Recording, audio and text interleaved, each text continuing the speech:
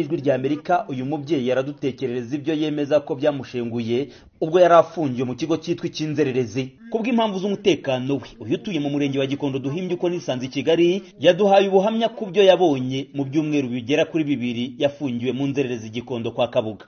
Ubuzima bwahariye umunsi ku munsi, harimo indwara umuntu arimo kudiyara rimwe yadiyara rimwe agahita apfa. None iyo baje gukuramo umurambo bazimya amatara yose, mwese bakababwira ngo mwese mwubike inda, tukipfuka n'ibiringiti byuzuye inda n'imperi, ukifuza iwawe uko wahasize ukicuza. Mu bundi buzima busanzwe kujya muri tuwarete yawe ni ikintu kirangaye gutyo, mugenda muri nk'abantu 30 mugahuriramo, kwitumamo ni ikibazo, bakabakubita hakari nuhagurutse inkara zitwaye mu ntoki. Ninjoro washaka kwituma nta gusohoka, nta burenganzira ubufitiye, warangiza ukanya muri cya kiringiti ufite, wagira ibyago bagufata ko wakineye mu bakagukubita inkoni zikenda kukwica. Uko nisanze i Kigali yabwijwe rya Amerika ko nawe yanduriye kwa Kabuga indwara zikomoka ku mwanda. Mu byumweru 2 mpafungiwe navuyemo ndwaye diare y'amaraso igiye kunyica. Kugira ngo ubone amazi yo gukaraba ni ibibazo. Mu bagore nk'uko noneho umugore ajya mu mihango hari igihe umara icyumweru utarakaraba. Kubera ibyakurikiyeho nyuma yo guhura n'abaduhaye amakuru, bose twahisemo kubarindira umutekano. Undi mubyeyi wo mu wundi murenge muri Kicukiro wahaye amakuru Ijwi rya Amerika kubibera mu kigo cya Gikondo kwa Kabuga, avuga ko icyo kigo cyamufatiye umugabo mu mezi 3 ntaheruka kumucigera. Umugabo wanjye atwara utuzigo nyine n'abantu, kuva bamujyana amazina y'amezi 3. Njyayo nakwandikisha bakambwira ngo arahari, ariko najya gusura ntibamunyereye.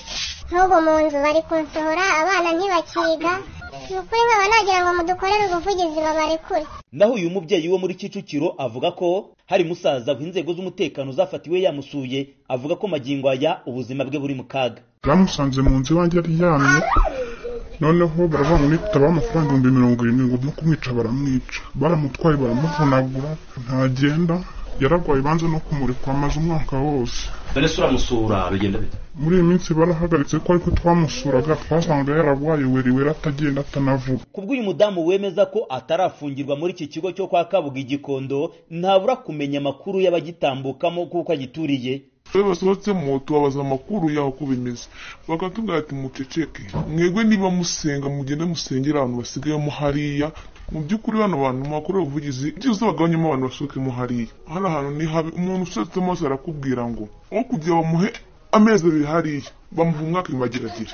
Ubutegetsi bw'umujyi wa Kigali bufite mu nshingano iby'iki kigo twababajije ngo twumve icyo buvuga ku birego by'aba baturage. Madamu Emma Claudine Ntirenganya uvugira umujyi wa Kigali yadusubije muri aya magambo. Ntabwo ari ibyo ngira ngo nibyo bindi by'abantu bajya batanga amakuru, ariko rimwe na rimwe bagatanga amakuru atariyo. Ariko nta n'uwakwirengagiza ko byanze bikunze iyo ufashwe ugafungirwa ahantu runaka, haba ari mu kigo cy'inzererezi, haba ari muri prison bisanzwe cyangwa se no mu bigo ngororamuco, akenshi umuntu ujyayo ntabwo ari ku giti cye, ntabwo babyishimiye. Ntabwo rero ari ibintu biba bitangaje ko ashobora kuba ubwe yatanga amakuru runaka asa naho atariyo, cyangwa se n'umuntu we uhamufite akaba ashobora kuba yatanga amakuru atariyo. Kubavuga ko bagwa kwa Kabuga, Madamu Ntirenganya yabihakanye. Madamu Providence Umurungi ukuriye Komisiyo y'Igihugu y'Uburenganzira bwa Muntu ntiyitabye telefone ye ngendanwa, ntiyanasubije ubutumwa bugufi twamwoherereje. Mu gihe twakurikiranaga iyi nkuru, aho twari turi muri imwe mu nzu y'umuturage, twatunguwe no kubona umugabo n'umukobwa batwinjirana badakomanze, bavuga ko baje gusaba amafunguro ya saa sita. Ubundi umugabo akavuga ko hari umukomisiyoneri urimo gushakira mushiki w'inzu yo gukodesha. Abo mu nzu ntoya bombi ntibakuraga amaso n'intoki mu matelefone yabo, biboneka ko bandikiranaga n'abandi bantu Ijwi rya Amerika itabashije kumenya. Nyuma batandukanye ntawe usezeye ku wundi. Abaturiye iki kigo cya Gikondo